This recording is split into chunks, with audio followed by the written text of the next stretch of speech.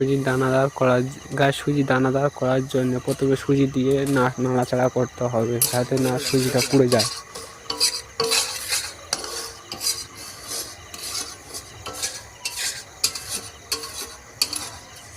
আর নাড়তে নাড়তে তারপরে 5 চামচ ময়দা দিতে হবে।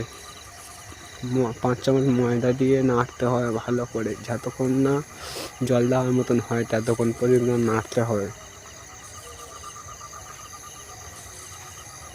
সত্যি বলতে এই দানাদারটা আমি বাড়িতে করে খেয়ে দেখেছি, খুব ভালো খেতে লাগে, খুব ভালো খেতে লাগে, সফট হয়, মারাত্মক লাগে। ছানা ছাড়াও যে এত ভালো দানাদার হয় আমি নিজে দেখে বিশ্বাস করতে পারিনি যতক্ষণ না করেছি।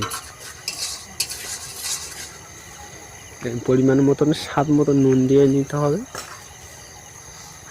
তারপরে জল দিয়ে নিয়ে নাড়াচাড়া করতে হবে, না তো দলা পাকিয়ে থাকে। ভালো করে নেড়ে চেড়ে নিতে হবে।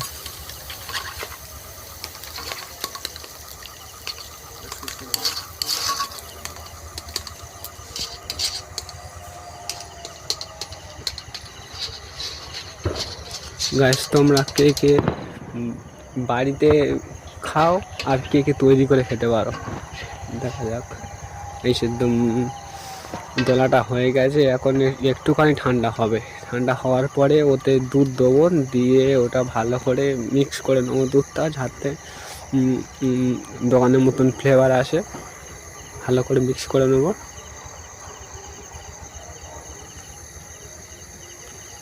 দুধ দেওয়ার ফলে দোকানের মতন সেই ফিলিংসটা আসবে, যে দানাদার খাচ্ছি মনে হবে, যে ঘরে খাচ্ছি বলে দানাদার ভাব আসবে না, সেটা হবে না।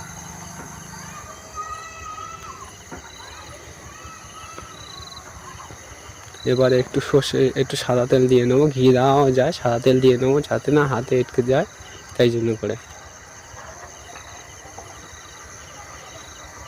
সাদা তেল দিলে হবে কি, যে যেটা হাতে এঁটকে যাচ্ছে ময়দা থাকার কারণে সেটা আটকাবে না। এবারে দলা পাকিয়ে নেবো, যে ওই পুরোপুরি গোল হবে, ওগুলো পাকিয়ে নেবো নিয়ে। আর ক্যামেরাম্যান যে আছে সে আমার ভাই, ভালোই ক্যামেরা ধরে।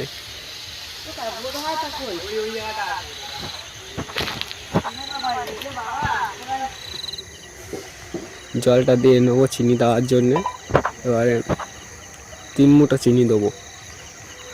3 মুঠো চিনি দেওয়ার পরে চিনিটা একটু নেড়ে ছেড়ে নেবো, যাতে চিনিটা তাড়াতাড়ি গুলে যায়, না তো তোলা ধরে যাবে আবার।